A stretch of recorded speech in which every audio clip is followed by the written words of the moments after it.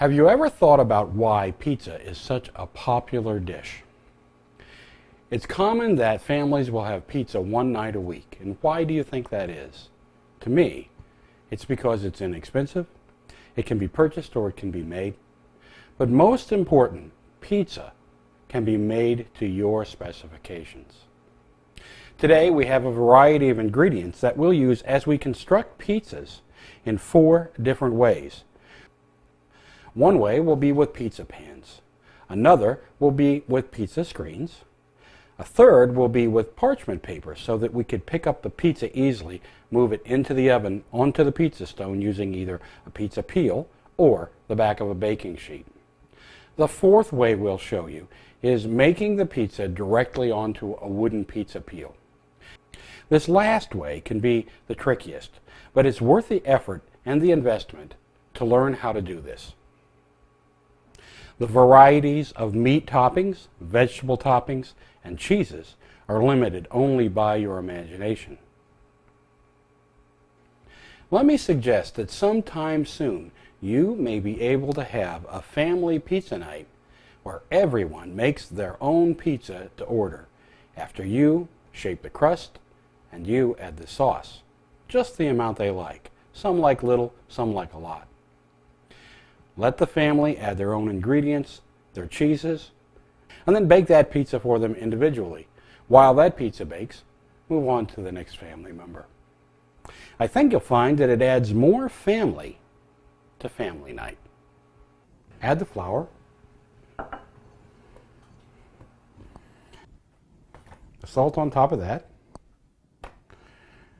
and place the oil in a part of the bowl opposite of the yeast. So you've covered up the yeast, and that keeps it from being coated by the oil.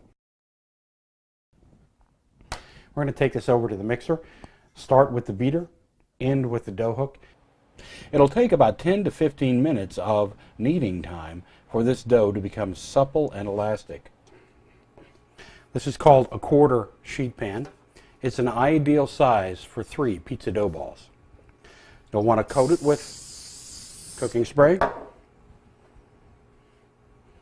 and evenly space the dough balls on the sheet pan. Give it a shot of cooking spray on top and then cover them with a piece of plastic wrap. Sprinkle the countertop with some flour. And it may be a good idea to use your dough scraper to lift one of these dough balls out. What you don't want to do is degas it any more than is necessary. We've begun our stretch. Once we get out to about 7 or 8 inches, you pick it up on your hands and using your knuckles, stretch the dough out. As you learn to make pizza, take a Saturday or a Sunday or a day off. Make a lot of dough, pizza dough. Practice stretching.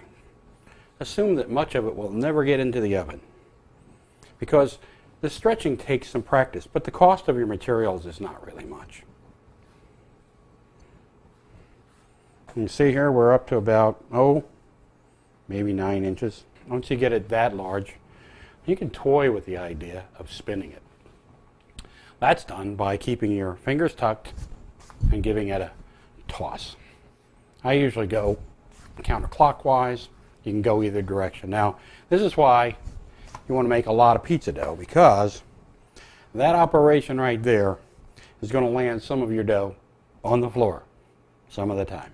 You don't want to make this too thin, or trying to get it off of that pizza peel is going to be a problem. Once the far edge of the pizza is off of the peel, the friction of the dough against the baking stone will actually help as you pull the peel on out. Here's a little problem you might have if you just have one peel and you're making multiple pizzas. You have a pizza there, you have one you have to take out of the oven. What are you going to do? If you have 2 peels, you could take that out with a peel. We can also use the back of a baking sheet and a pair of tongs to pull it out, and that's what I'm going to do today. Now remember, you always need a cooling rack ready to go. when you pull the pizza out of the oven. We'll take a baking sheet.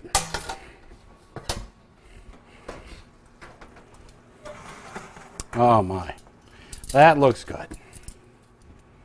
For pizza, we would cut this into 3 or 6 pieces to form individual balls that would later be shaped into a pizza crust. But for focaccia, we leave the dough in one piece for the half sheet pan, or we might cut it in 2 if we wanted to make 2 perhaps different focaccias of the quarter sheet pan size. We're going to start by oiling this pan with a good herbed olive oil. You can be generous with this oil. It's going to get absorbed right into the focaccia. And oil your hands a little, so when you're handling the dough, it doesn't stick to your hands. I'm going to oil my fingertips and very gently dimple this dough. We're making little wells. After you've created a dimpled surface, sprinkle your tomato and herb mix on the top.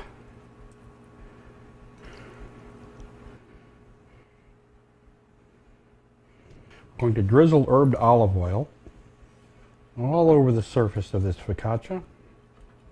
Be generous with this. It's going to be absorbed into the bread as soon as you take the bread out of the oven.